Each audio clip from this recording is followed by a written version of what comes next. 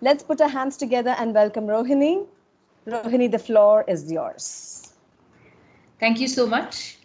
Um, I hope that you can see me. Okay. Shut my camera. It's about to come up. Yes, now we can.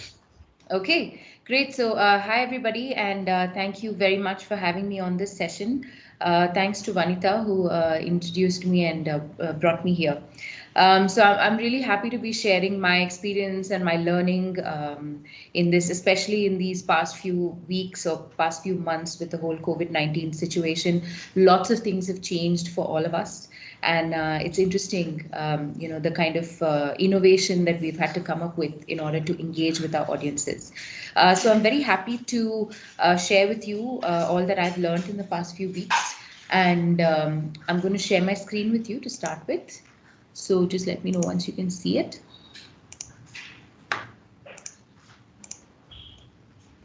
Yes, we can see Rohini. Visible? Okay, great. Okay, so I won't be able to see the chat window anymore. So if there are any questions, then Gaurav, I'm going to depend on Yeah, you to let me know. Yeah. I'll Yes. handle it. Yeah. Okay, thank you. So let me just quickly tell you what I'll be talking about today. First of all, I'll do a small introduction about myself, adding to what Malini has already said, just a little bit more.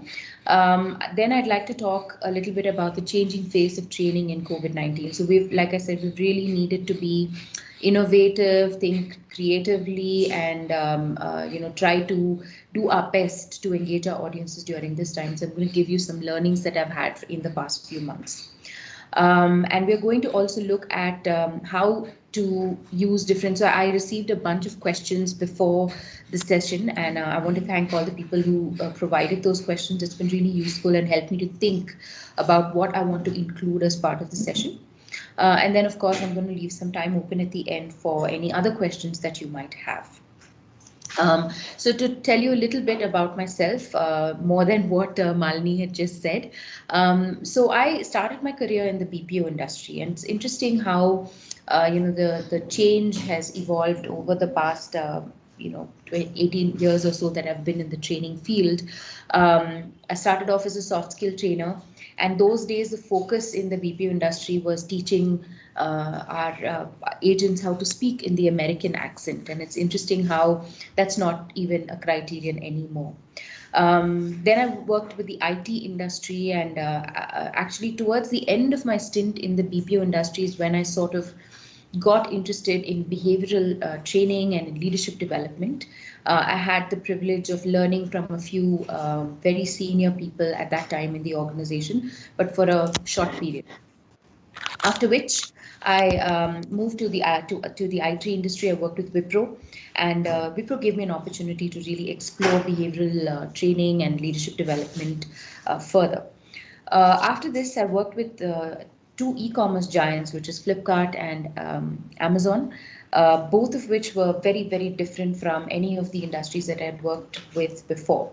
Um, you can imagine, right? Flipkart and Amazon are both massive industries, massive companies, a huge number of people working there, and in the small gaps of time that we had in our engagement with people, we had to do behavioral interventions, and we had to try and find the time to develop leaders in the organization. It was a very, very different ball game altogether. And I also headed process training there, which meant that I was leading large teams. So I had 10 and 12 people reporting to me at that time, and that was a very, very different experience. I'd never had teams reporting to me, such large teams reporting to me before that. So that had its own, came with its own learning. And then finally, I moved to UL India, which is about 3 years ago. And now we're a two-member team, me and one of my team members, and we manage training for South Asia, which is close to about 750 to 800 people in total. And we focus on behavioral training and leadership development for this group. Of course, we do soft skill training as well, and we also do some management programs for this group. So that's a little bit about me. I've been in Bangalore all my life, studied in Mount Carmel College, like Malini said, major in journalism, but somehow never pursued that as a career. Um, So now I'd like to, start talking to you a little bit about the way training has changed for us in the COVID-19 situation, right? So here are a couple of things that I want you to sort of, wrap your head around. The first thing which happened with COVID-19 was that we were stuck with absolutely no choice, right? And I think the support functions like L&D, marketing, HR, these functions have been really super busy during this lockdown time. We have just been inundated with enough and more things to do, while people who had to go into there are certain jobs that require you to go into the office and do certain work. They found that they had a lot more time on their hands. So the first thing which happened was that we didn't have a choice. We were behind locked doors, and we had to really start thinking about how to spend our time. Suddenly people had more time, right? Obviously, because there was no commuting, there was no travel, and people who were used to being on the road all the time were suddenly at home. Along with this came two new things, which is the need to change. The situation left us absolutely no choice. We had to change, right? And surprisingly, for many of us who may have thought about this before, I don't want to work from home, I can't work from home, there was no choice now. You had to adapt to working from home, and there was a need to change the way you're thinking about it as well. So a large amount of mindset shift, right? A whole paradigm that needed to be shifted in this entire situation. Think about L&D professionals like us. Our firm belief in classroom training and the effectiveness of classroom training was suddenly sort of, questioned. And, we said, okay, we can't do classroom training. So does that mean we stop training altogether? How do we make this more effective? And I have to be honest, I'm also one of those people who believed that the only way that we can do this is in the classroom. How do you do a leadership development program online? It's impossible. How can it be effective? How will it ever be effective? So there was a requirement for a mindset shift, and this mindset shift happened pretty quickly. I was actually quite surprised at how fast my mind was able to adapt and say, you know what, we need to. I need to think about ways to make this happen, because I was tired of saying no. This is not possible. It cannot happen. Right? It won't be effective. So I said, okay, let's stop talking about whether it's effective or not, and see how to make it effective in the current situation, in the current scenario. Now, this while all of these things were happening, it's also important to think about what I've written on the right side of my slide, which is many of these changes are actually, if you think about it, going to become irreversible. What do I mean by that? Let's say you go ahead and do a leadership development program, and now because everything is online, the biggest help which has the biggest advantage of this is people from anywhere in the country can join the program, right? Now earlier we had cost related budget related issues, because you had to fly people in from a different location, or you had to fly to a different location in order to conduct the training. You had a whole bunch of these things happening, and now suddenly people from anywhere in the country can join, or anywhere in the world can actually join the program. This is going to forever be a question in our minds, or is going to come back to us at a later stage saying, listen, in the year of COVID-19, you ran this whole leadership development program online. Why can't you do it again? Right? So although we would want to go back to the classroom, and just earlier I heard someone suggesting that we should have these physical meetings, we really don't know if any of that is going to be possible anymore. And probably it's best not to, at least for some time now, because of the fact that physically we are in a lot of danger, and we don't want to put ourselves through that danger. So it's therefore important to take certain precautions. So the faster we sort of get used to this idea that we are going to be virtual for a large part of our lives now, at least over the next 1 or 2 years, we might as well start thinking innovatively and start thinking about how we can make this most effective, make this most engaging. The good thing is, we've all opened our minds to it as well. Things that we've never thought about before this, things that we said, it's just not possible.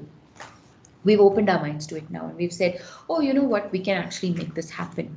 And that's what happened to me personally as well. So let me, and I'll share a few more stories as we move along. So let me, start off by talking or addressing the questions that came my way, which I think many of them were repeated, many of them were common questions that came in. So I've picked the ones that were commonly asked and tried to put those details in here. So I think the first and most important thing is what is the intent of your session, right? So choosing how you want to go about doing your session will depend on what is the intent of your session.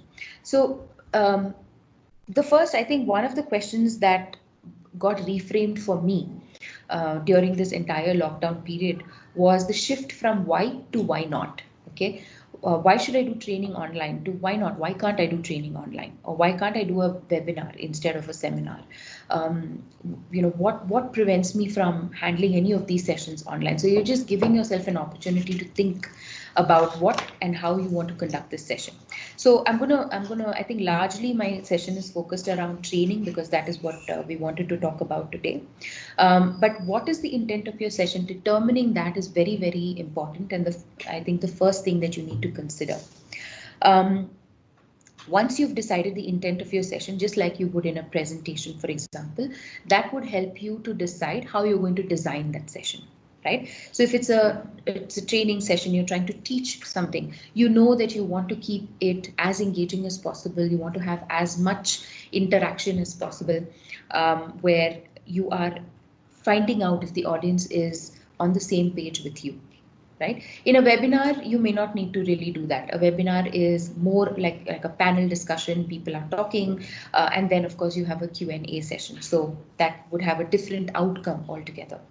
The third is information sharing. So this could probably be a one-way. So we've been having a lot of these information sharing sessions in UL, which are, they come from the CEO and most of the time, or they come from the HR team. Like we have some new sessions that are happening at this moment around employee survey. And so we have these one-way sessions, the one-way sharing sessions that come from senior people in the organization. And here there's only an option for Q&A. There's no audience interaction as such. You join the session, you listen to it, and you get out.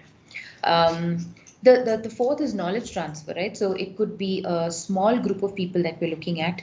It may be some specific area that you're trying to, like a technical skill that you're trying to, give to somebody else.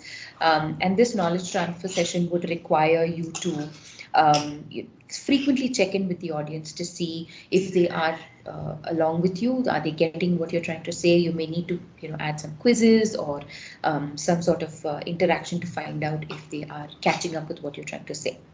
And finally, it could be the demonstration of a tool or application, which is very interesting because you can actually demo it on the screen. You can have your participants share their screens with you and demo what they're doing, so you can understand whether they've understood what you're trying to share. So the intent is very, very important, right? And based on the intent of the session, you would then decide how many people. So this was another common question that I received, which is what is the right number of participants to have in a training session, right? Or in any of these sessions. So if you look at it, from my experience, and I'm going to give you purely my personal opinion on this. For training, I've seen that if you have about 10 to 12 people in your session, it is most effective because then you're able to engage with each and every one of those participants. You're able to ask them questions. You're able to get them to do some group work. So anywhere between 10 to 12 people is a good number to have if it's a training session. If it's a webinar, you can probably have more people, 25 to 30 people. And of course, you have your panel speakers who are going to talk about a specific topic, or they'll go back and forth amongst themselves with a moderator. And you can have about 30 people. But if you have, I've seen that if you have more than 30 people, it tends to become a bit dilute. Then you have people going in and out, and people are not really spending time in the session. So cap it at about 30 is a good number to have. Information sharing, of course, can be a much larger audience. It doesn't have to be limited at all because It could be a recorded session as well. You're just sharing a bunch of information for people to understand a certain concept or a certain, some information that is coming down from the top management to the rest of the organization, something like that. Information sharing can have a much larger audience. Knowledge transfer sessions. Knowledge transfer sessions most effective is to have very limited number of people, especially you would decide that number based on the complexity of the knowledge that you're trying to transfer. So if it's a complex technical skill, for example, then it may be necessary to have a really small audience of 4 or 5. So so recently we were contemplating, we have a lot of demand for this training called presentation skills, and I'm sure for many of you may have experienced the same thing in your organizations, where people have a lot of demand for this particular skill, right? So we kept thinking, okay, all these years we've done presentation skills training as a 2-day program with about 10 to 12 people, and we do frequent, they make frequent presentations, we evaluate them, we give them feedback. It's all very detailed and very in depth. And this is how we've been running presentation skills program all these years.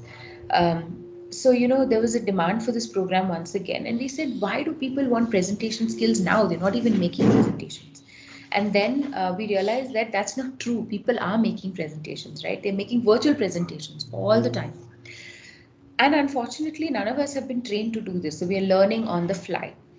So then we said, okay, so we definitely have a requirement for virtual presentations. And this now requires a different set of skills, which is how do you make yourself, your stage presence, how do you make your stage presence felt in the virtual world? So then we started to design this program on making virtual presentations or presentations in the virtual world, as it's called. And we also realized that it's necessary to focus this, the stage presence thing would need to really be, we have to go into a lot of detail, which then means that we have to have a very limited audience. We can't have 12 people in the session, right? Like we would have in a classroom session. It's not possible to have 12 people in the session. We have to have only maybe 5 people in the session, right? That would allow me to have them present, may have them give them feedback, and even probably maybe get them to redo something, right? So I can only do that if I have a limited number of people. So it's important to start thinking on these lines, and it's okay, you may have to repeat the presentation a couple of times or repeat the training session a couple of times so that you reach a large number of people. But the important thing is that it's possible to do, right? I think that's the most important thing that you have to keep in mind. And let's talk about the last one, which is demonstration of a tool or application. I would say not more than 8 people who should be a part of this kind of a session. So that's about deciding the number of participants. I'm going to ask you to keep your questions for the end. I'm sorry, I can't see the chat box, but do keep your questions for me, and I'll answer them at the end. Okay, so let's talk about the next thing, which is choosing the right platform. Yeah, so now there are several platforms that are available at the moment in order to conduct training, and I think what I would say is go with the platform that your organization is using, whichever that is. Okay, so there are several options available in the market today. The one that we use at UL is Microsoft Teams, and that's the platform we are using today. And I find Microsoft Teams is just amazing. It has so many different different features that we can talk about. So the platform should be such which it's easy to install, right? Which means if you're an independent operator, you don't have a company license or a company provided platform, then it should be something that is easy for you to install as well as for your participants to use. For example, I think WebEx is a very common platform that people use. Another one is GoToWebinar, which again UL uses as well. So it should be easy to install, should not require admin permissions and access, should be something which you can maybe use a browser version if you don't have the app on your system. This is for the participants. Second, it should be easy for both the facilitator and the participants to use, right? It should be a user-friendly platform. So that's something that you could probably keep in mind when you're picking the platform that you want to use. And of course, this would also mean thinking about what are the activities that you want to do during the session. What are some of the things that you want to engage the audience with, right? And when you think of those things, is it easy for you as well as for the participants to use? The third is it should have good features that are available in all good apps, right? We want some basic things like being able to record, being able to reveal yourself on video, maybe raise hand option, screen share option, right? As you can see, it's important. Maybe an ability to use breakout room. Also maybe allows multiple presenters, right? These are some common features that we want in our platform, which should be available and easy to use. Fourth, it should allow easy interactions with the facilitator and amongst the participants. So if you want someone to if you want the audience to ask questions like we're doing in this, there should be an opportunity for them to do that. I have been in and why I'm saying this is I have been in sessions where the platform is so complex, okay, that you can't reach the presenter directly. You have to there is only a question and answer option. There is no chat option, right? And sometimes you want to leave a comment or you want to share something, and sometimes that's not possible. The platform only allows Q&A, and that's probably because the program is designed in that fashion that they don't want maybe large audiences, therefore they don't want audiences to comment. They only want them to ask questions. But in the kind of work that we do, we can't have that, right? We need to have enough opportunity to interact with the facilitator, and we also need the participants to be able to interact amongst themselves. Another, I think, very important criterion while choosing the right platform is that it should not choke bandwidth. Some of these platforms have some fabulous features.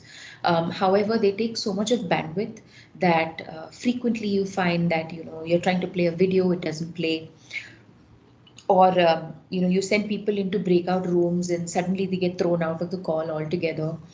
And this is just due to bandwidth, because the platform requires so much of internet bandwidth. It sort of gets in the way of the session being effective. So that's something you should probably consider as well. So for example, MS Teams, it hardly takes any bandwidth, right? And even if you're recording, even if you're doing something like showing yourself on video, it doesn't choke up the entire bandwidth. Yes, it does take more bandwidth if you're on video, but it doesn't choke the entire bandwidth, right? So something that we should consider while choosing the platform. I like platforms that have a recording option, just because sometimes you want to refer back to some of the material, you want to maybe re-listen to some concept that was done, and so I like to have that option available. Of course, remember that security is a big concern these days, and therefore anything that you choose where you are recording, there are two very important things. One is you must have the permission of the audience to record, and I like the way Teams always puts up a when you start to record, it will say please let the audience know that they're being recorded, and that's very important because it's a violation of privacy. It's not right to record somebody if they're not okay with it. That's one important consideration. The second important one is the storage of that recording, right?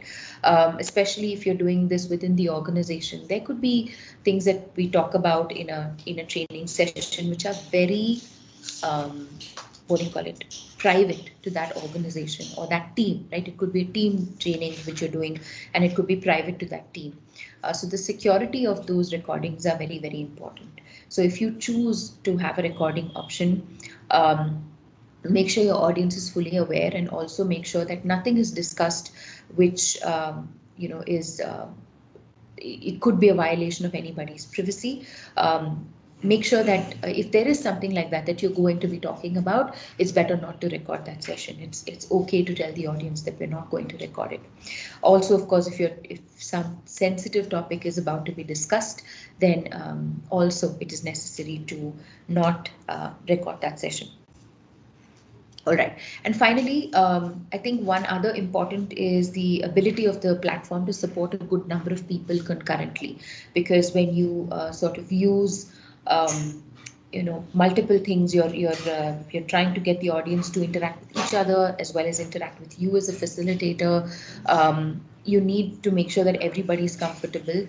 We had a couple of sessions some time ago where, when the 20 people are joining the session, when the 21st person would join, one of the others would get kicked out of the session, and it was really painful because the person kept trying to rejoin, and each time somebody would try to rejoin, somebody else would get removed from the session, and it was utter chaos for a little while before we could sort of settle it down. And there was some setting which was done right at the beginning for that particular link, which prevented more than 20 people from joining that particular session. So it was a learning experience for all of us. So choosing the right platform is the next decision that you want to take. Now, once we have all of these things out of the way, then comes the most fun part, which is how do I engage the learner? How do I make sure that the learner has enough opportunity to completely be immersed in the session. Now, I'm sure we've all been in sessions where the speaker is continuously speaking and sorry, people are multitasking, right? People are doing other things.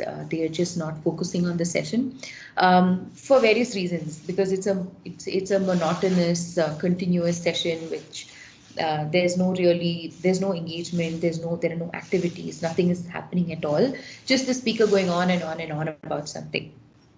So how do you now break these break the monotony of just being in lecture mode and actually engage with the audience, right? So I'm going to share a few of the hacks that I use. And of course, if you need more information or you just want to chit chat about any of these things, you can reach out to me separately and I'll be able to take you through a few more details. So the first I want to talk about is MS Office itself. So if you use MS Office, there are so many different tools within MS Office which are very useful. They are very handy and easy to use, right? So I think that's the best part. So some of the things that I use, I'll tell you about. First of all, of course, we use MS Teams. Within MS Teams itself, you can have an online, so I'm going to use my laser pointer here. You can actually use online collaboration tools within MS Office, right? I'm sorry, within MS Teams. So let's say you want the team to do a group activity and you want each group to fill out their discussion. Now, earlier in the classroom, we had flip charts available. Each group would go to their flip chart and they would have their discussion and they would fill up the flip chart on, in the classroom. And then they would tell you what they've written on their flip charts. Now we don't have flip charts anymore. So what do? We give them a PowerPoint presentation which has different slides, and each group just goes to that tool and starts to fill out as they discuss. They can do it and they do it concurrently. So all groups are working on the same PowerPoint at the same time in different sections. Does it require a little bit of pre-planning? Absolutely, yes. You have to prepare the PowerPoint in advance. Maybe you also have to prepare the groups in advance to make sure that people are, they already know which groups they're going to be in, so that you're not doing it at that time. And then you put up the groups and you send them off to do their discussion, and then they fill it up on the PowerPoint, and then everybody just looks at the PowerPoint and that would help them to understand what the other group has said. So you can use some MS Office tools like that. Now, one of my all-time favorites is OneNote. So there is something called the OneNote class notebook that I use. So let me tell you a little bit about a leadership engagement that I actually am running at this moment. So the class notebook is really good if you have multiple interactions with the same group of people. Yeah. So you create the OneNote book. In the OneNote book, you will have a collaboration space, you will have a content library, and you will have individual notebooks. So when you create the one notebook as a teacher, you can actually see all the notebooks. But for the student, they can see the collaboration space or whatever is in the collaboration space. They can also see the content library, so any content that you want to share, which is editable only by the teacher, and their own notebook. Okay, so I find it so useful and so helpful, because in the collaboration space, I just need to prepare certain pages beforehand, right? Where I want them to maybe share a thought. So I put a page for them to share their thoughts on that page. So again, it's an online, like an online flip chart. So people go to that place, and in the collaboration space, everybody can write concurrently. So you create the right spaces for them so that they're not overwriting with each other and things like that. You create spaces for everybody to write, and that way they just go there and they do their sharing, and then everybody can see the OneNote, right? So they don't have to even share their screens. If they have their OneNote open, they can all actually see what the other person has put, and since it's up on the cloud, it syncs every couple of seconds. Very, very interesting tool, and I've been using it extensively in my training sessions and finding it really, really useful. Another very interesting thing about the OneNote class notebook is you can actually assign homework to each of the participants. And when you assign the homework, you just do it once, but it gets assigned to each individual notebook. Just like you would have in a classroom where each student writes down the homework in their own notebook. So it gets assigned to their individual notebooks, and they can write in their notebooks, and you can actually go back and review or check their notebooks after the deadline that you've given them. So very interesting, so I did a lot of experiments with OneNote class notebook and found that you can, OneNote itself is a fabulous tool. You can share links and you can play videos directly from the OneNote. You don't even have to go to YouTube for it. You can share files. You can actually insert files into the OneNote book. So in the content library, after I've completed training, what I simply do is insert the PPT in a PDF format so that the participants can refer back to it at that stage. So again, this is very convenient if you're working in an organization and your company already has these available to all the participants. If you're an external trainer, then you may need to think of something like online collaboration tools like the online PPT, which will help people to collaborate, but not necessarily on a tool like OneNote, because everybody may not have access to it. Another question that someone had asked was about polls and surveys and quiz tools that we can use. Again, MS Office has MS Forms, which is through which you can create polls, you can create surveys, and you can actually create quizzes as well. So I'm going to very quickly demonstrate to you a poll that we can actually use in MS Teams. I'm going to put it right here. So. Okay. This particular version does not have any of those. Okay, I don't see it here, but you can actually directly run poll. Sorry. Yeah. So you can actually run a poll directly in the MS Teams chat window. I'm not able to see that. Facility here, but in the company version that I have, the app that I have, I can actually insert an MS Forms poll directly into the chat window, and it's very interesting. So I use it sometimes after breaks, when people are coming back into the room after the break, then I leave a poll question for them to answer, and they answer it there. So everybody submits a vote, and then we discuss why they voted for that particular option. So you can use forms, MS Forms. You can use, there's a tool that I use very frequently for polls, which is called Mentimeter. So Mentimeter is another one that you can use. There's a tool called Quizzes, which is a very interesting quiz tool. And some of you may already be using this tool called Kahoot. A very fun, interactive kind of quiz tool. And very interesting if you're doing it for an entire class of people where you're actually getting them to compete with each other, because when you select the right option, it gives you a leaderboard and tells you, it bases the leaderboard on two things. One, the correctness of the answer, and the second is the speed at which it was answered. So lots of options you have with Kahoot as well.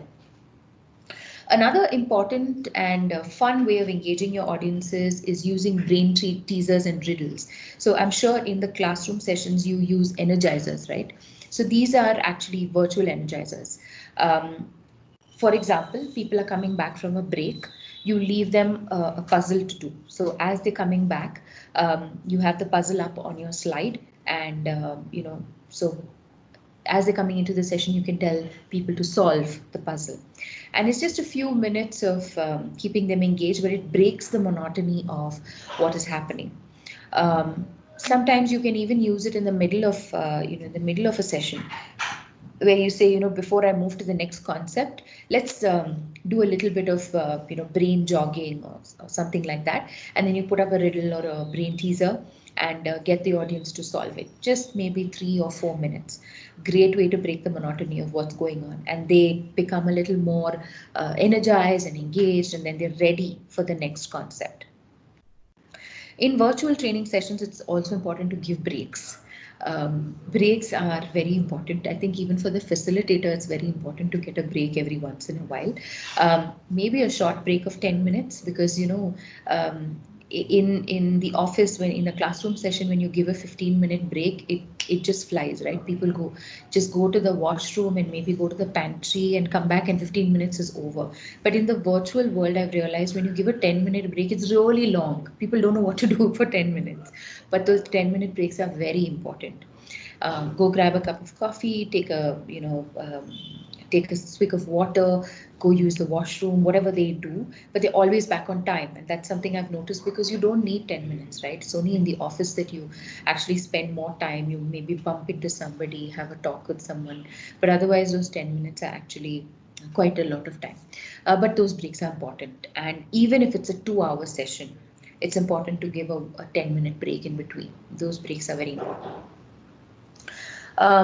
Another engagement hack which I find really, really useful is breakout rooms, and MS Teams has a way to for you to use breakout rooms. If you don't know how to use it at this moment and you use MS Teams a lot, just Google it. MS Teams has a bunch of tutorial videos that are available. And it will allow you, or it will give you a way to understand how breakout rooms work. I've also seen it in WebEx, GoToWebinar, Adobe Connect, and other platforms. I have not, someone had asked a question specifically about Zoom, but I don't use Zoom. Sorry, I'm going to be a bit patriotic about that. I don't use Zoom, so I haven't experimented anything with Zoom. So I don't have an idea about that, but maybe if you do use Zoom a lot, maybe you could Google it and you would be able to find out how to make breakout rooms in Zoom as well. Breakout rooms, I think, is a very common feature in online platforms these days. And breakout rooms are amazing because it gives the participants a break from the monotony of being in the joint classroom and in a big crowd. They actually get to go and discuss something separately. So I use it a lot for case study discussions. I use it a lot for questions which I want them to discuss their individual views and come back with a joint view. So anything that you would use it in a classroom session for, where you have them break out in groups and work on something. Same thing, just that we're using breakout rooms where they go away from the main room and then they come back once the discussion is over. I've already spoken about online collaboration tools. I'm going to talk a little bit about browsing games. Sometimes you want to get them engaged in finding out something. You don't want to give away all the answers, right? So you tell them you have 3 minutes. This is the question that I want you to go find out the answer and come back. So you allow them to go find out the answer to that question and come back. And it's interesting because even though you found the answer in one particular place, people search everywhere and they come up with all sorts of different answers. Where you might expect one particular answer, you may not get it. You will find different and interesting and funny combinations of how they found that answer. Another thing where I find it very useful is if you're trying to get them to find out something specific that you want for something that you're teaching, right? So you tell them that this is the concept that I'm going to be teaching on. Here's the website that I want you to go and read and come back, right? So you have to, or maybe they have to read and have a discussion in their breakout room and then come back. But you leave those links with them, specific links that you want them to look at. They go away there, they read up what you want them to read, then they go to their breakout rooms, they have their discussion there, they prepare their presentation, maybe using an online collaboration tool, and they come back into the session and they present. Very interesting again, because they go into the link, they all look at the same thing, but they have different thoughts about it. And in that whole piece, you've given them enough engagement to break away from the monotony of what is happening in the room. The last one which I want to talk about is offline activities. And offline activities I find are super useful, especially if you are doing multiple interventions with the same group of people. So for the leadership development program that we ran, and I also, by the way, we did an OD intervention, which was completely run online. Between the first session and the second session, we gave them something called inter-session assignments. And this became really useful because and there were 2 inter-session assignments. One was a post-session from the previous one, and one was a pre-work for the next session. So both these sessions had to happen asynchronously, that's offline, and they had to work. Sometimes they had to do individual work, sometimes they had to do group work, but they had to finish that part before they came in for the next session. 2 interesting things happened here. One, they were engaged between session 1 and session 2. The second thing which happened was they had to actually interact with that group offline and have a discussion and come back. This turned out to be really interesting because they actually were speaking without me going into the breakout room. So usually in breakout rooms as trainers, we poke our heads in to see what they're doing, right? But in this case, I can't poke my head in. They're going and doing this whenever they have the time. So they would discuss something, and then when we came back into the session and we shared, I found that there was so much more learning that happened. So I'll give you an example. We did a session on effective decision making, and I had given them an ethical dilemma that they had to read through, have a discussion, and reach a decision because it was about effective decision making. And the group came back on the day that we were discussing the assignment, and they said, you know what, Rohini, we had a 1 hour 45-minute discussion. I was like, wow, and why? So they said the discussion kept going back and forth, but it was so interesting. There were 3 or 4 people in the group, and each one had their own reason as to why they wanted to take a certain decision. And it took them 1 hour and 45 minutes to actually come to a consensus on what they should put down as the answer for that particular case study that I had given them. Very interesting. So offline activities I find are very, very engaging, especially between sessions if you're having a prolonged intervention with the group. You can even use it for things like presentation skills, even a 2-day session, right? Between day 1 and day 2, you want them to do some sort of an offline activity before they come back for the second day. Also very useful there. Even during a session. So for example, if you're doing a longer session, I did a session on DISC, which is a psychometric test. So we were doing a session on DISC for a specific team. It's a 4-hour long session. So between the first 2 hours and the second 2 hours, apart from the breaks, there was a time that was given to them to go offline and actually work on something and come back. Again, found it very useful. because even in that break time, they're not multitasking, they're not going off and checking their emails and things like that. They actually have to work together and discuss something and come back. And that became very engaging for them, because when they came back, they had really interesting discussions about the topic, and they had a lot more to share when they came back into the room. So these are some of the engagement hacks that I use, and I use them very, very frequently. As I was saying, I've learned to be really innovative in these COVID times. So these are some of the things that I've used. I'm sure when we have some best practice sharing, we will learn more tools that are here. One of the things that I want to say is, when you think of learner engagement, you can't think of any of these in isolation. In any interaction that you have with the audience, it's important to have a combination of these, right? You want to put more than 2 or 3 of these together to engage with the audience, of course, depending on the duration of your training. And sometimes I think another mindset shift which has happened is that only classroom training can happen for 8 hours. Other trainings cannot. That myth has also, I think, been broken in this COVID-19 times. I actually ran a 16-hour workshop and ran it split, across 4 different days. For 4 hours each day, and in those 4 hours, a combination of all of these engagement tools were used. So I think that's another thing that you should probably think about in terms of we've limited ourselves, saying no, virtual training cannot be for more than 1 hour or 1.5 hours. Remember that just like our mindsets have shifted, the audience mindsets have also shifted. So we can actually take advantage of the fact that they are fully aware that since training or since engagements are going to happen online, they have to be more alert.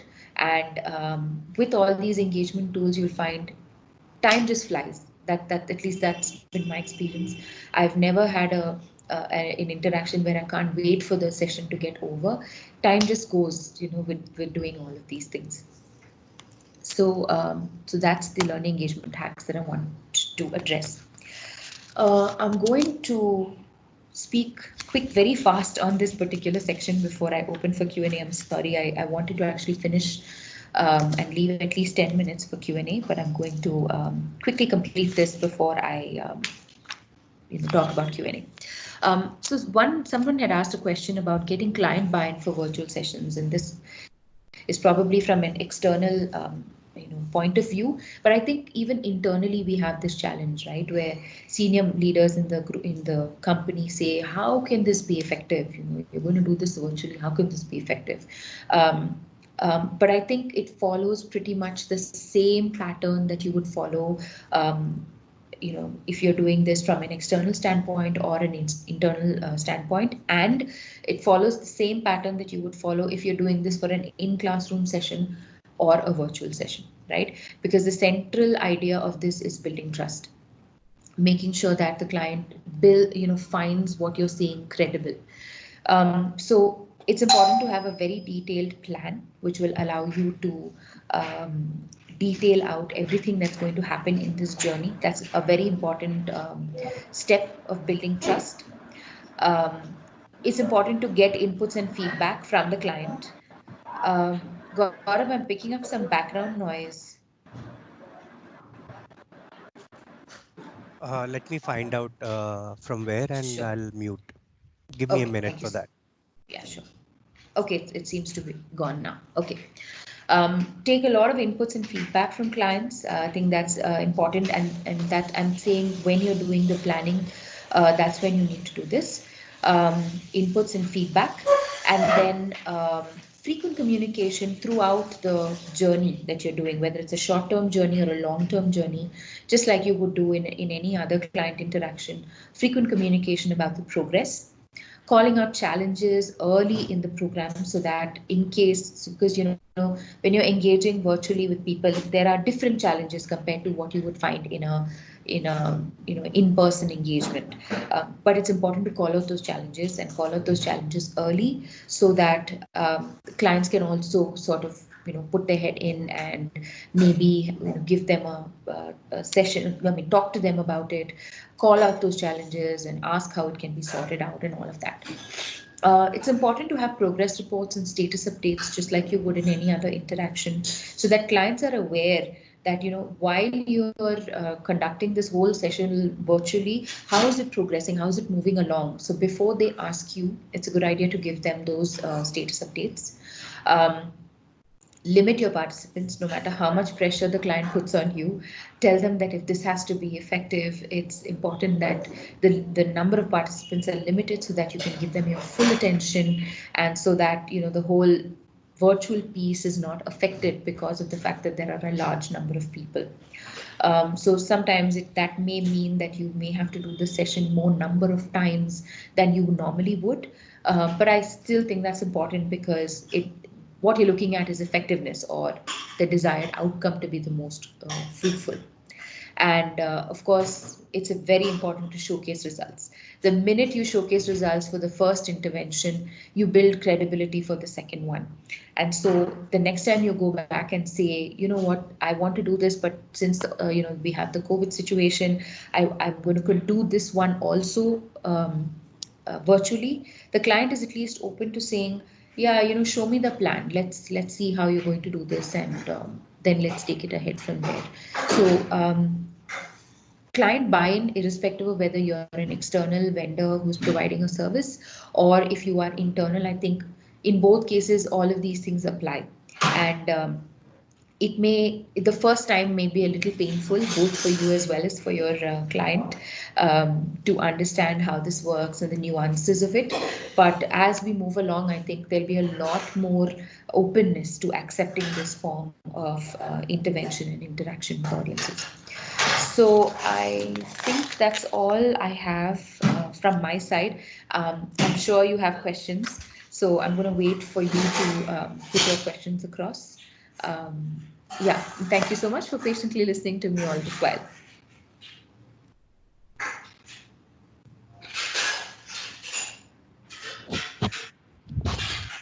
Thanks, Vinny. Hi, this is Vanita here. Go ahead, Vanita. Hi, Rohini. Hi, Vanita. How are you doing? I'm good. I'm great. Good. Thank So you. we have, so very good presentation. Thank you so much. We have a few questions. Sure. First is from Thirumal Reddy.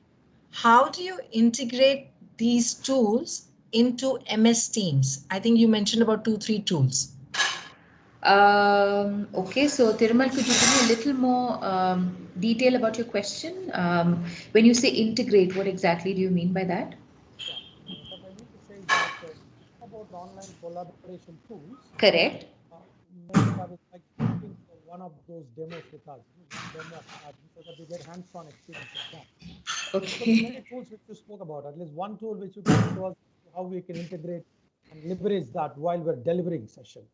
Right. So if you look at MS Teams when you're running a session, okay, like this one, for example, this one, you have a section called Files, right? So under the Files section, you can actually upload the online PPT that you want to use, the one that you want them to collaborate on, because when you upload the file here, all 35 people on this call can actually access that file. Right. So then you put them into groups and tell them to please go there and fill out the specifics that you have in the PPT, and that's one online collaboration tool. Let me also show you. My OneNote is not open. Okay, let me escape from this. I'll just show you the online OneNote classroom book that I was talking about. So this particular I'm sure all of you have tried or may have tried OneNote. This particular book is called the OneNote Class Notebook. Okay, so I ran a program called the South Asia Future Leaders Program, and you can see here that this is an online collaboration tool. It's up on the cloud. There's a collaboration space, and in the collaboration space, I have used different tools, right? So for example, they joined a quiz on, I think this was on quizzes, and I've published the results here. Expectations. So I've put down everybody's name and told them to go here and share their expectations for the session. So as you can see, they've all written their expectations here. So there are several things like this which can actually be used. Online collaboration tools are excellent to engage participants during the session. So Tirumal, I hope that helped you. You can keep experimenting with it. Online PPT and OneNotebook is a very common, are two common tools that I use. Great. Thank you so much, Rohini. Our next question is, how about giving a short assignment during the break? Maybe that keeps them engaged, and 10 minutes may not be that long then. Absolutely. So, to be honest, if you're giving a break, it's nice to just give them a break.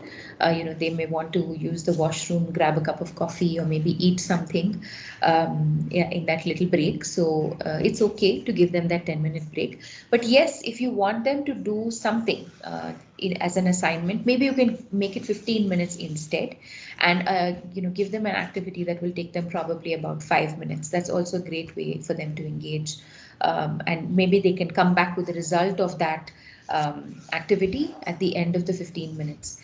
So I must tell you this, there was one program which I attended, which was conducted by ATD. And in that particular program, what the facilitator would do is, when she would give the 10-minute break, she would invite us all to come back in the 9th minute. And the last 1 minute, we would do desk yoga. So surprisingly, all of us would be back in the 9th minute because we all wanted to do the desk yoga. So it's a engagement activity which was integrated with the break. So you can use those kind of things as well to make sure that your audience comes back on time as well. Great. Thank you so much, Rohini. And we have one other question. What is the licensed version of MS Teams that you are currently using? And maybe, if you don't have the answer, Gaurav can help us with that. Right. So in UL, we use Office 365, and Office 365 is, it's an enterprise license version. So I think that's all technically that's all I would know about it. But even if you're using your personal laptop and you use the MS Office, the latest version of it, you would be able to use all the things, all the apps that I was talking about just now. So Gaurav, do you want to add anything to that? No, that's pretty much. These are like SaaS software, so they are always up to date and latest. Just like how in our phones we have app stores, the MS Teams also has a lot of apps, free and paid. So based on as per usage, we can add and remove these apps. That's the only Absolutely. difference. Absolutely. I think one more question is, how do you get energized when you can't see the participants' reactions? Very good question. So I think it's all in your head. So look at me now, right? I can't see any of you, but I know that there are people watching me right now on video, and that's energizing for me enough, right? That's enough for me to put all my energy into the session. And I think that's such a good question, because in the classroom we keep talking about the energy of the facilitator and how the energy of the facilitator passes on to the audience. And in a virtual session, I think that sort of goes up about tenfold, because they can't see you, and if you're boring and monotonous and low on energy, it will just kill your audience. So it's like, in the classroom you get into what we call the zone. You have to get into the zone virtually as well. So that, I think that's very important, and thank you for asking that question. It's a good one. Thank you, Rohini. I have another question that has come up. So have you used breakout rooms in MS Teams? Have you used whiteboard option in MS Teams? Thank you. I have definitely used breakout rooms, and it's very, very, very convenient. And the best part about it is you just need to create the link once. Once you made the link, you can reuse the same links over and over again. So yes, I've used that. I have not used whiteboard because I use OneNote. There's no specific reason for that. It's just that I find that OneNote is, I can be pre-prepare. So for whiteboard, what happens is sometimes when you prepare something, if someone clicks the wrong button or erases by mistake, the whole thing just goes away. So thankfully in OneNote you can quickly rectify it and the whole thing will not go away. So I prefer to use OneNote over Whiteboard, but yeah, Whiteboard is another good option that you can use. Okay, I think one last question. Where should be your eye level when you are in a virtual session? Preferably look right into the camera like I'm doing right now. It's sometimes useful to also have, in the office, sometimes you can have a mirror in front of you.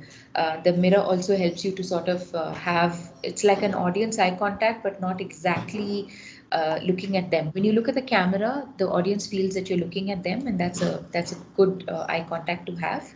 By the way, in a lot of my virtual sessions, I don't put the camera on. It can be very distracting for the audience. So I try not to keep the camera on. It's usually just voice, but so that my energy levels remain up, I use a mirror in front of my system, which I keep looking at. So at least I feel I'm talking to somebody. But yeah, looking into the camera is the best way to do it. Great. Thank you so much, Rohini. This was wonderful. And I'm seeing a lot of good comments in the chat box as well. So, I really wish you can stay back and, be part of the best practices also. So Sure. Over to you, Sabina. Thank you. Thank you, Rohini. That was quite fantastic session, and thank you for sharing your experience. That really helps. I still see some more questions here in the meeting, in the chat box. I think we'll take these questions towards the end. We have a good half an hour for all our questions, and I think Vanita will run through all the chats again to see if we've missed any of your questions, and you're welcome to ask the questions again in case we still have missed them. So we'll move on to the next section, which is the best practice sharing section. Like my 5-year-old daughter says, sharing is caring. So thank you for showing the care. And I welcome Daisel, Vikram, Padma, Suman, Gaurav, and Shrikant. If you can bring your videos on. And what we'll do is we'll go one person to another. Please share your experience. And then if there's any discussion that comes through, I think all of you can discuss that. We've got a good 15 minutes to do that. Okay. Hi, Padma. Hi, Suman. Hi, Shrikant. Hi. Okay. I think Daisel is also there. Yeah. Yes. Vikram, here, Vikram. I'm just trying to unmute my camera, but I think if it doesn't work, it's fine. Okay, that's fine. As you guys can hear me. Yes, sure, that's fine. Great. So who'd like to go first? I think I'll leave the floor to you all. Each one of you can share your, share something from your experience over the last 2 months. And then if there's a discussion, you all can have that as well. Okay, over to you. Thank you. Okay. Should I go ahead? Yes, Daisel, you may go ahead.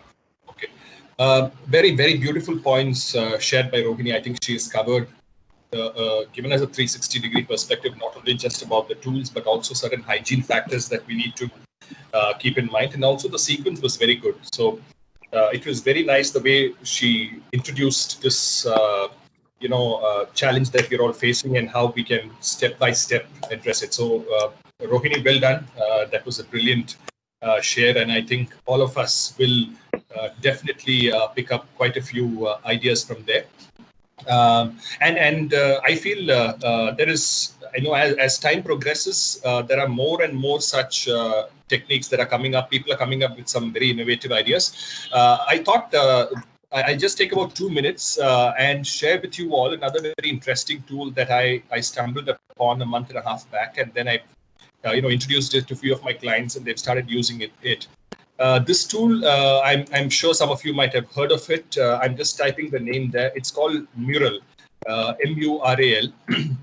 So Mural is a virtual collaboration tool. It's by far the most advanced that I have seen. I have used MS Teams, I've used Zoom, I have used a few other things, but the kind of engagement that I felt while using Mural was fantastic. What it largely gives, what if I can just list out the benefits, what it brings to the table is it helps you reduce your planning time. It helps you maintain momentum with your audience, optimize your engagement with people. You can script transcribing. You don't have to transcribe what people are putting in the sticky notes. It eliminates your restrictions. I mean, people can log in from anywhere, and it has thousands of not thousands, but at least a few templates which you can choose. So what happens is that depending upon the engagement that you are going to be involved in, you can choose a template. So if it's going to be a mind mapping session, then you choose a template, and that template will drive your discussion. If you're going to be in a brainstorming session, then you have a template. So what this tool called Mural gives you is it actually gives you a superpower approach, wherein you're not technically limited to use only a set amount of features of a particular tool, but you can choose what is the kind of engagement that you are using, what is the kind of engagement that you're going to be involved in. So it could be a training engagement, it could be a brainstorming engagement, it could be a engagement with a senior leadership team, wherein you're having a discussion around what are the next steps that they would want to see. So Mural comes out as something which is very unique. Whenever you guys get time, please have a look at it. It's a very interesting tool. I just wanted to share that one tip, one tool that I've seen, that helps you in running in-person meetings and workshops. So please have a look at that. I think that's what I wanted to share. Thank you.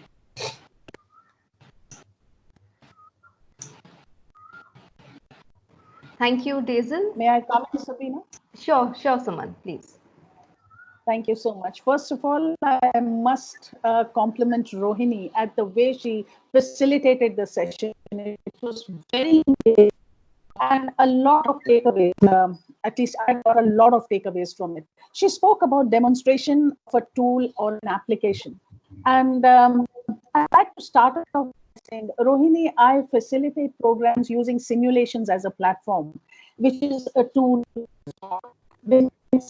people using the tool. Vinita uses the tool company, and I think she'll second what I'm talking about. And the best part about this tool is that it's a training tool when more than 10, I mean, you can engage with as many as 200 to 300 participants and give them personalized care. So I love the form training through simulation. This talks about hard skills as well as soft skills. So presentation skills we spoke about. Also a part of this session. And the offline activities. I'm so sorry. Am I audible? Hello. Suman, you're audible, but I think at times you're breaking up. So may I request you to turn your camera off? Maybe Okay, that might help. I'll do that. I'm turning my camera off. Is this better? Yes, much better. Yes. Thank you. Okay. Thank you so much. Rohini spoke about continuous engagements, connect with people. So we have this briefing and debriefing. What I've loved is the way she sequenced it out, and I'm able to now correlate it in a more structured manner. In addition to what I already do, I've stumbled upon application which is called Padlet, Padlet. This helps collaboration, and it's all the information is available on Google. So I won't go into the details of this, and it resembles the one notebook that Rohini spoke about. I don't know if it is better than that because I haven't used the one notebook, but it is a good tool for trainers, external trainers especially, to have a look at this. Slack is another program which is designed to replace emails for companies. This also could be explored, which is available online. So these are the two applications in addition to the simulations that I facilitate. I love the way, Rohini, you put it in the right perspective. And now in fact, I think I'll be able to tell the program better after hearing what you had to say. Thank you so much, Rohini, and thank you, participants. Thank you, Suman, for sharing. We'll move on to Vikram, if you're there, Vikram or Padma, whoever would like to start. Yes, I'm there. Oh, okay, sure. Please share. So good morning, everyone. And what an amazing session it was from Rohini. Thanks, Rohini, for taking out time and helping us understand many things, many things. So a couple of thoughts that I can share in terms of making our visual presentations, virtual presentations more effective. I put them into 5 different categories, and I'll share just one thought in each one of them. So first one is you yourself. If you want to make your whole presentation, your session effective. And there was a question asked of Rohini as to where does the energy come from? So energy comes from your desire to add value, from your desire to make a difference. My take on that is we are not taking sessions only. That's how I look at it. We are adding a lot of value. We are making a difference to the thought process of people. And I think if you are operating from that mindset, it's good enough to give you a hell of a lot of energy. So this is about you. Second is the environment. This typically I talk about 2 things here. One is the lighting part, and the second is your background. And we do make lots of mistakes in these, specifically when it comes to your background. You need to have a check as to what is visible to the audience. I jokingly say that in these 3 months, we have seen many fans of people's homes. So that's how I put it. So just take care of the environment. Third is the subject. And on this, what I say is that speak with conviction on anything that you are speaking about. It's not just a presentation that you are running. Let's be sure about that. So speak with conviction of every word that you use, every tool that you use, every thought that you share. So this is about the subject. Fourth is technology. Practice. And my experience tells me that even after lots of practice, things can go wrong. And that's where your ability to handle any crisis situation comes into play. How do you quickly bounce back? How do you handle the waiting period of the audience? This comes into play a lot. So be conversant with the whatever technology, whatever tools, whatever collaborative tools you are using, and still be ready for anything that can happen. And the last one is the audience. The engagement is the most important aspect of any virtual session, because we don't really know what's happening at their end. And my practice on this is there are certain sessions where the organizers want the chat to be closed. It shouldn't be visible to every participant. It should only be visible to panelists. My take on that is slightly different, because one person's energy rubs on another. I keep on seeking lots and lots of participation from audience every now and then. See, the attention span in the virtual sessions has gone down even further. So we need to continue to engage them again and again. You may be one of the greatest presenters. The thoughts you may be sharing may be the most amazing thoughts, but you don't know what's happening at the other end in the minds of people. And one thing that brings them back to the session always is when you seek a response. Obviously, it'll happen that some of them are still preferring to remain silent and not even contribute in the chat box. That's okay. It always happens like that. So this is what I would like to say. Look at these 5 areas, and I've shared one thought in each one of them. Thank you so much. Thank you, Vikram, for all those 5 points shared by you. Quite well thought through. Thank you. Padma, would you like to go next? Padma, you're on mute. Could you unmute yourself, please? Am I audible now? Yes. Go ahead, Right. Padma. Thank you. So, just like my co-panelists, I also want to express my gratitude to Rohini for a brilliant session.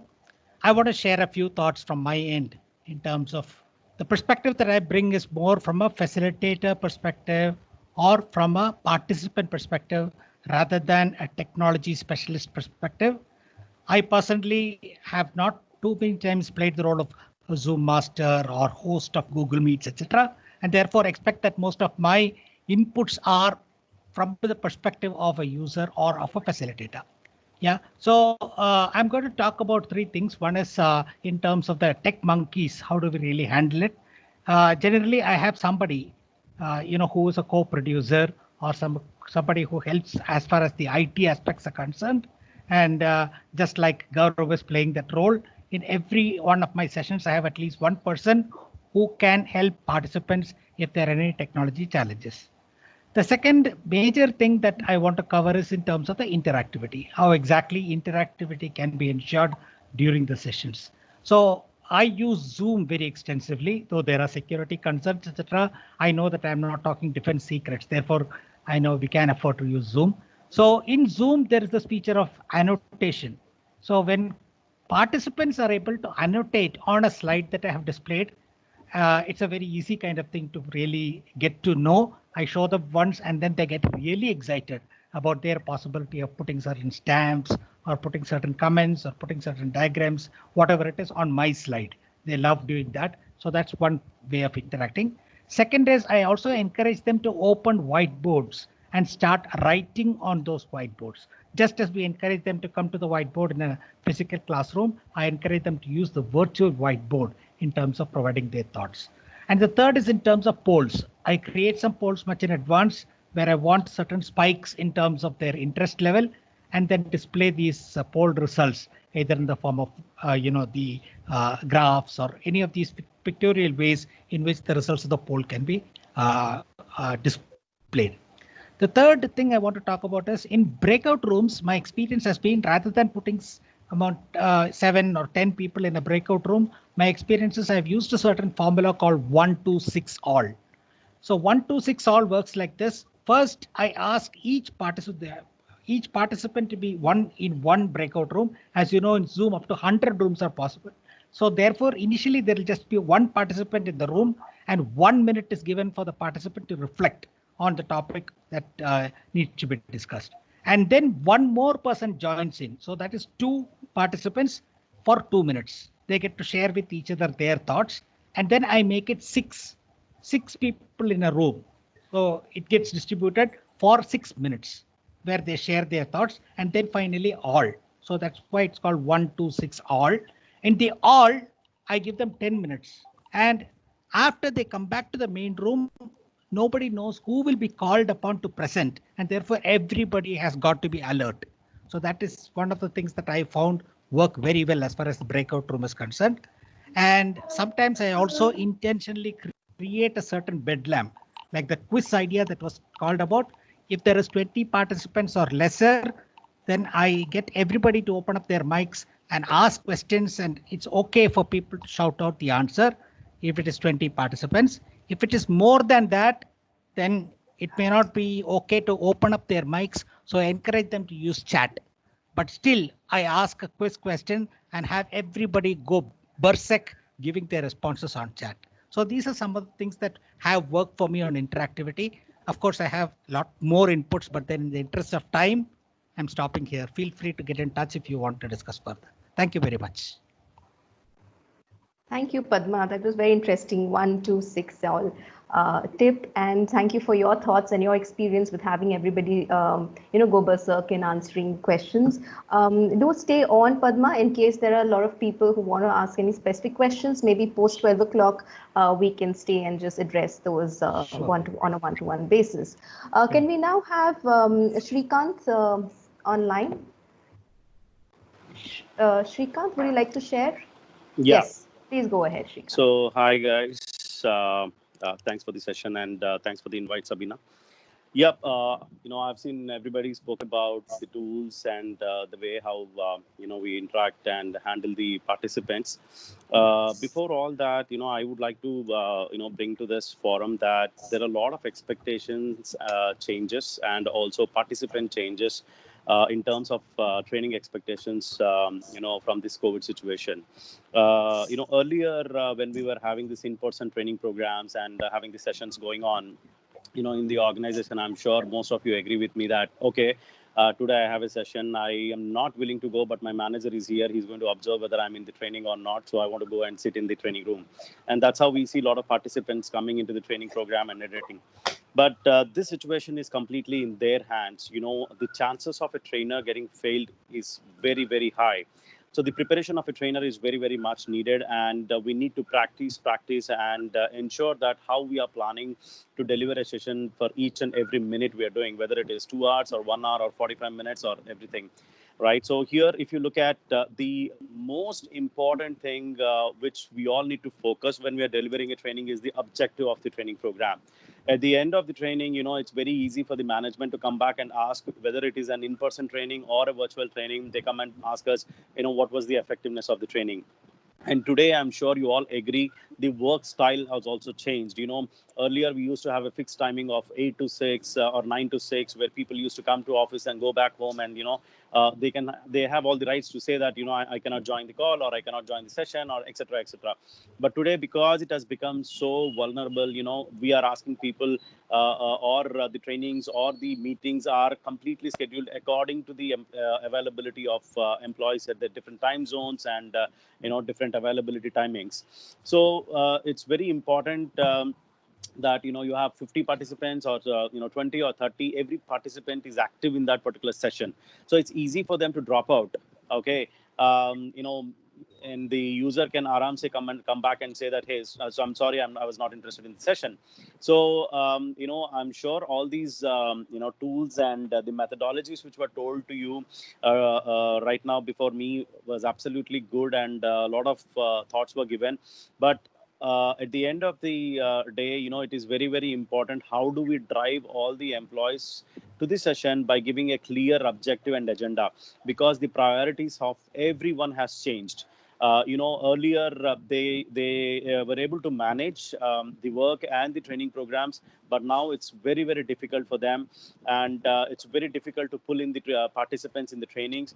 And also, if you look at from the management perspective, the thought process is completely different.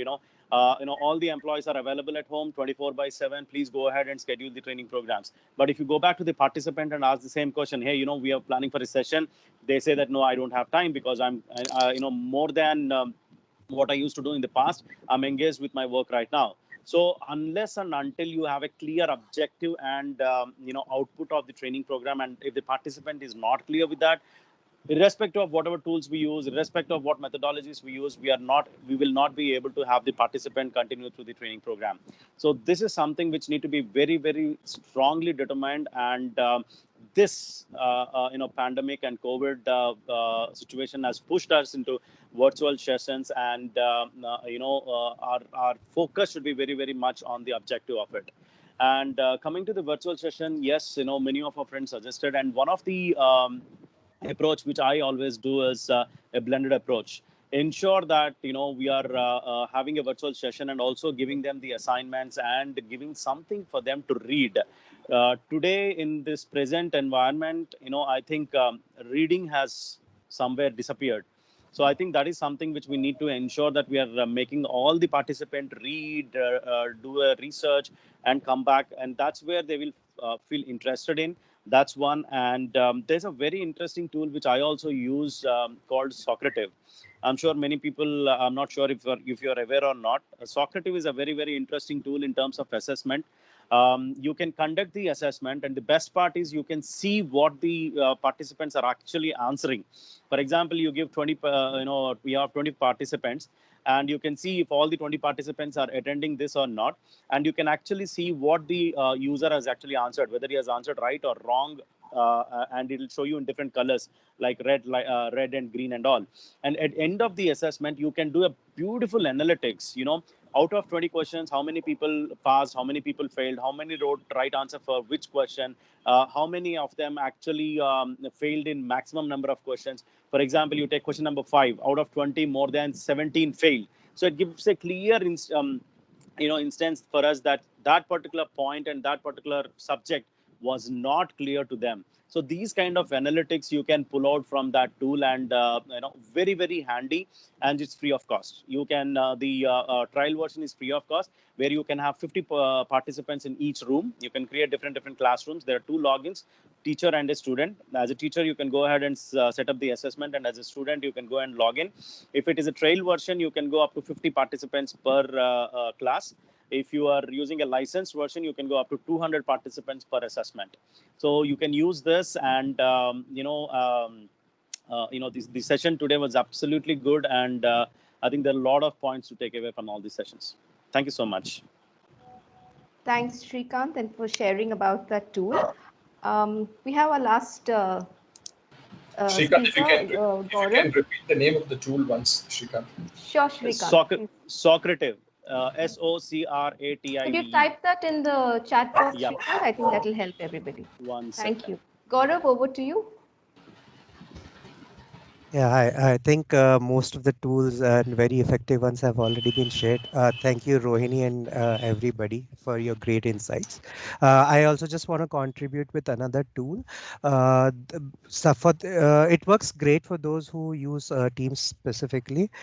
This tool is called as Engage, and it's like live polling options from Microsoft itself, and how it's free for use. So I'm providing the link in the chat window itself.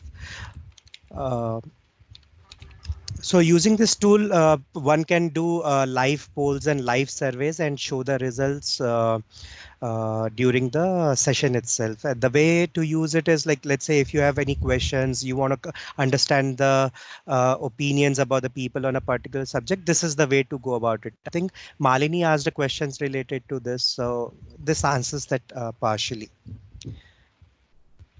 This was the only tool addition from my side.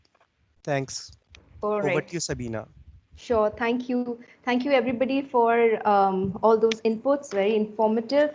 And we'll continue to have these best practice sharing sessions. And I'm sure all of us are taking online sessions. So in case you think it'll be lovely to share some of your experiences apart from what has already been shared today, please feel free to get in touch with any one of us.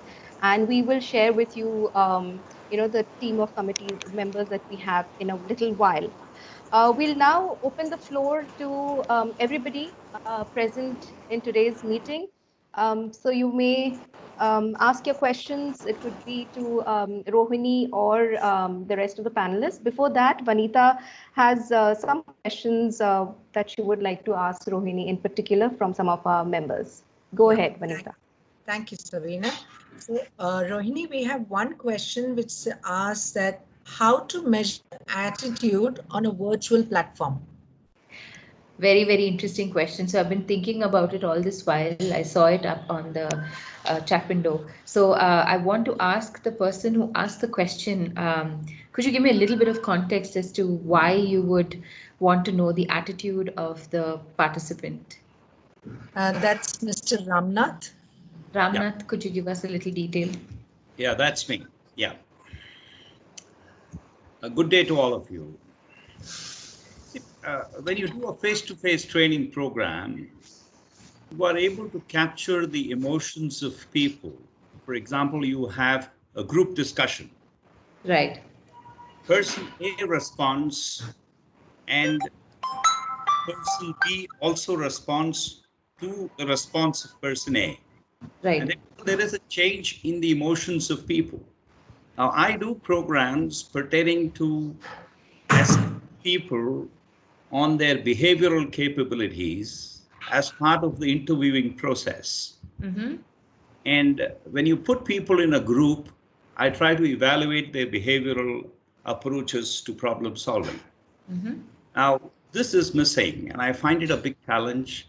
How do you evaluate attitudes of people to, say, accommodating somebody else's response? How do you accommodate somebody else's conflicting attitudinal issues by way of, say, anger, by way of getting upset, by way of not being able to contribute meaningfully to a group cause? Now, these are all emotions which you get to see on a common platform. How does one measure this on a virtual platform when you're trying to assess and put a number to the attitude of people? Right. Thank you. Thank you for sharing those details. So I think I'm going to borrow a point from what Srikanth had earlier mentioned, that it's important to think about what is the outcome that you want out of that activity. So if you were doing this activity in the classroom, what is the outcome of the activity that you're looking at? We're trying to replicate the same thing in the virtual world. So if it means that observing somebody's body language or expressions would help you understand what their attitude is, it may be a good idea to have the participants open up their cameras and do the interaction on video. So you could have an opportunity to observe their expressions and maybe a little bit on their body language, not completely, but some part of it. So I find that's useful when I do certain training programs where, for example, we want to see how a seller and a buyer are interacting with each other. And we know that in seller-buyer interactions also, body language and expression play a very large role. So, of course, I cannot deny that probably the effectiveness of being able to gauge something like this, as far as emotions are concerned, etc., is a lot easier when you're in person, in front of that person in the classroom. But definitely, having limited number of people in the session would help. Second, the outcome that you're looking for very specifically from that activity. And thirdly, probably having the role play happen on video could give you some idea of people's attitudes and their emotions and how they are responding to the other person's comments. Thank you. Thank you very much. So kind of you. Can I add on to Rohini's point here? I'm Malini Ramnath to answer your question. Go ahead. Based on, no, you really want to determine the attitude of a person, especially in a virtual training. So recently I did a virtual training engagement for one of the hedge fund companies.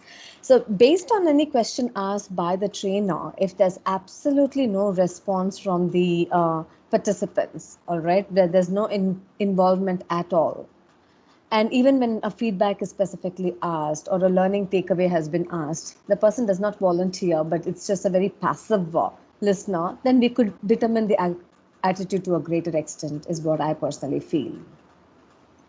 I hope that kind of helped. Thank you. Great.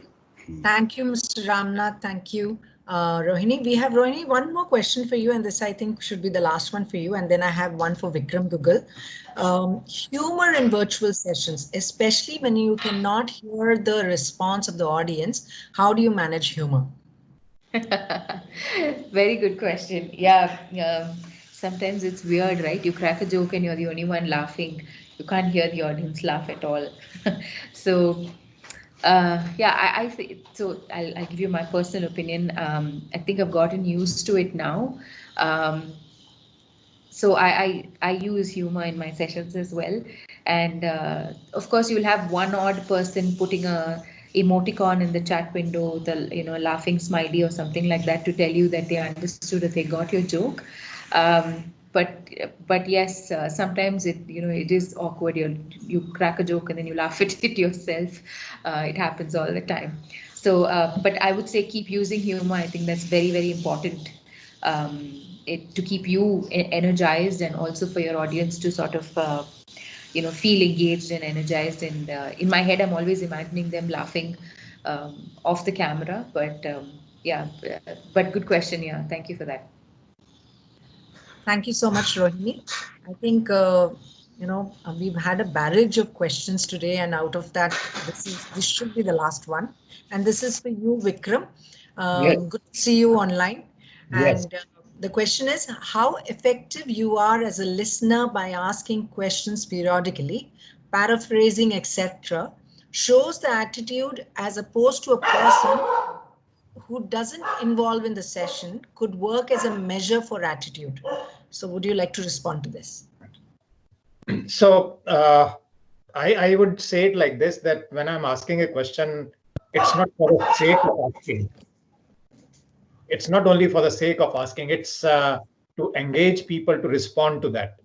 And when someone is responding, my full attention is to that person and share my understanding of what the other person has shared, so that everyone comes on the same page as in terms of what has been said. So that's how I ask questions and engage people. It's not only for the sake of asking. Great. Thank you so much, Vikram. Over to you, Sabina. Thank you, Vanita. I was just posting a small comment in the comments that the floor will be now open for all. We still do have time. So any questions coming your way, please do post them in the chat box and we will address it to whoever you want to address. Or if anybody wants to share their thoughts, you're most welcome to unmute yourself and share. I'll wait for 5 seconds before moving on to the last section.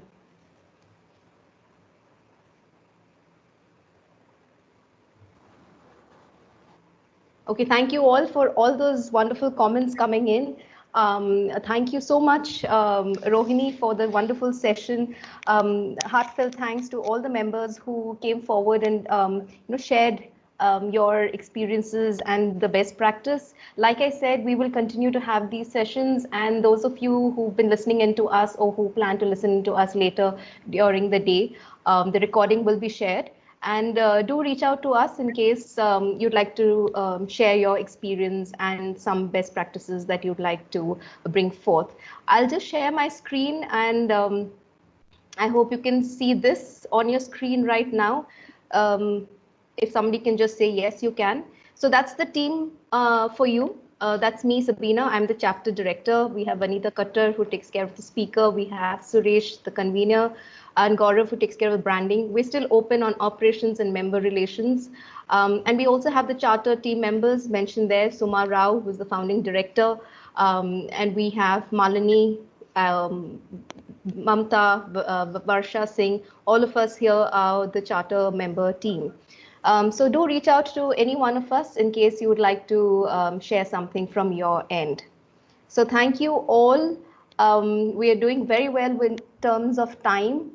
We had planned it till about 12 o'clock, and I think next time we'll have a 5-minute or a 10-minute break, like Rohini suggested. We'll try and squeeze in a break. Any last thoughts from anybody? Please feel free to go ahead and share your thoughts.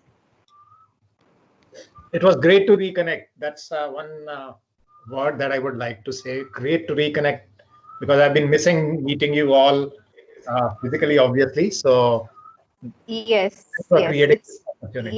it's lovely. It's wonderful to see the love and support of our growing family of HR and L&D professionals. Thank you so much.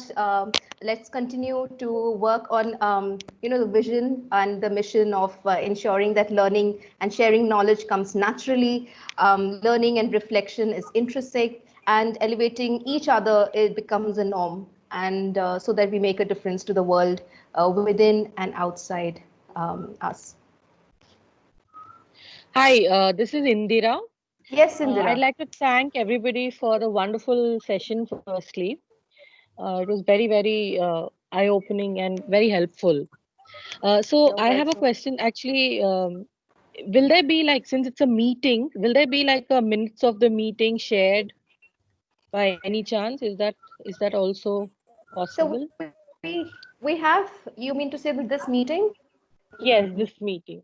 This meeting, yes, the recording session is being recorded, and it will be shared like we've shared the other sessions as well.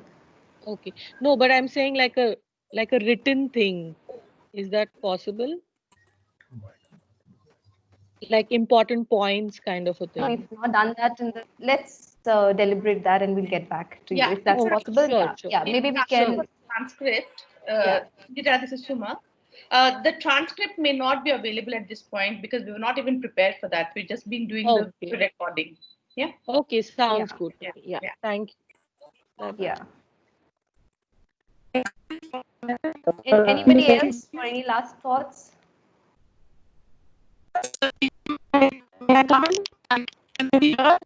Hello? Yes, I can hear you now. think so. No, In the future, your online voice is or breaking. 2 hours. Your voice is breaking. Oh, okay, thank you. Would you like to put that in the chat box, please? Yes, Sabina. put it in. Thank you. All right, thank you. Yes, Sabina, I want to really thank you all because you and Suma have put in tremendous efforts, and I would call that as a marathon. Kudos to both of you for a fantastic show, and it's been a great learning experience. Thank you once again. Thank you so much.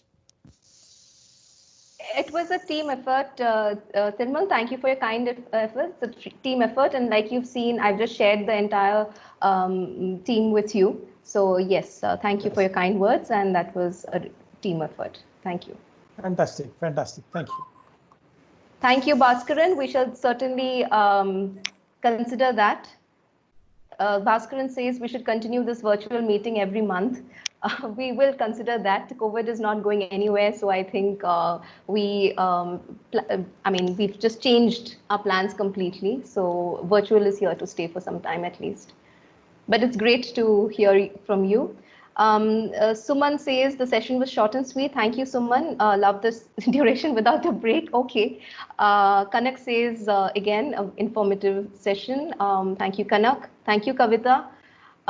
Thank you, Sunita. Yes, we will plan regular virtual meetings. Like I said, all of us are struggling. It's like getting accredited all over again as a trainer. Like all of us, I'm sure we've been accredited as trainers sometime in the past. So right now, this current situation is like testing all our skills again, and we're getting accredited and getting acquainted with all the new tools and platforms. And thank you, Rohini, so much for sharing your personal experience and the rest of us. I've got to hear so many new tools in the last few months, and you've just added to it.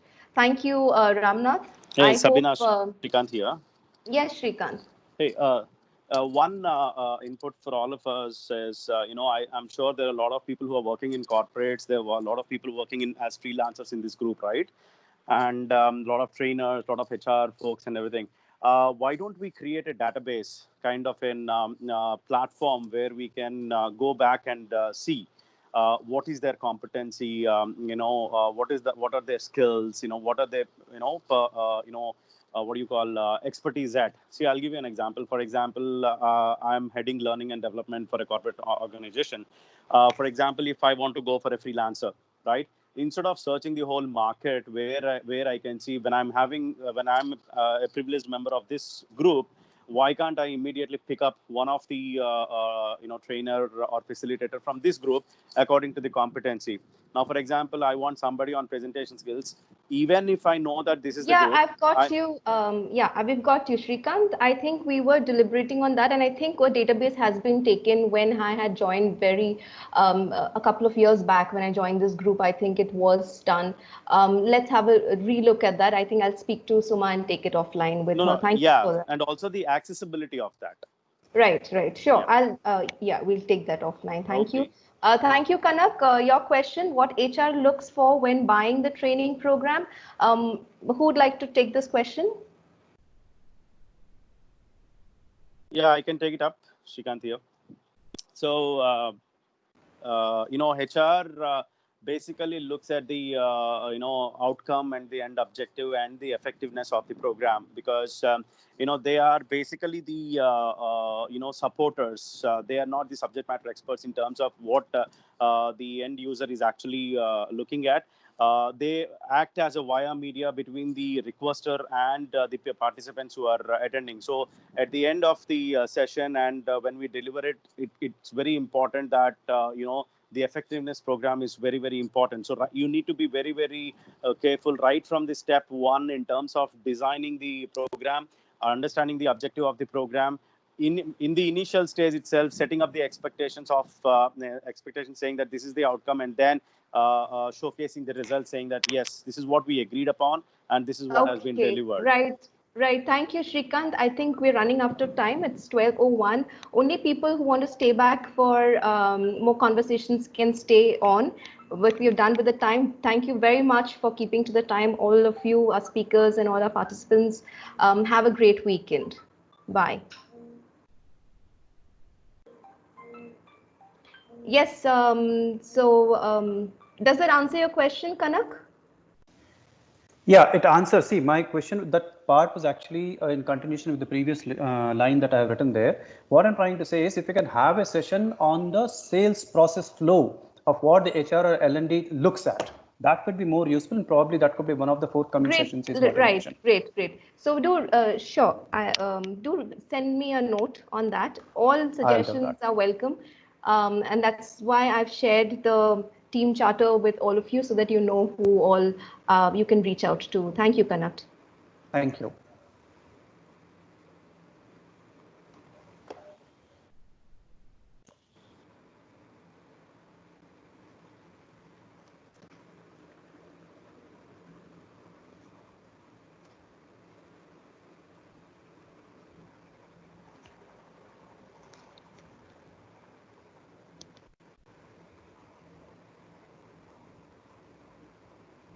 Sabina, I think we can end this meeting now. Yes, I don't think anybody else has any questions. So, bye everybody. Close it because I think most of the members have also left the conversation. Yeah. So bye, Rohini. Thank you so much. I can see that you are there. Thank you for your time. It was a pleasure.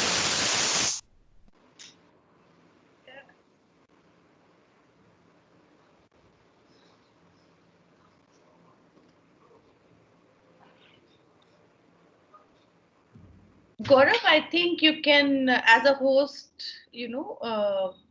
what does it mean? As a host, you can end the meeting. Sure.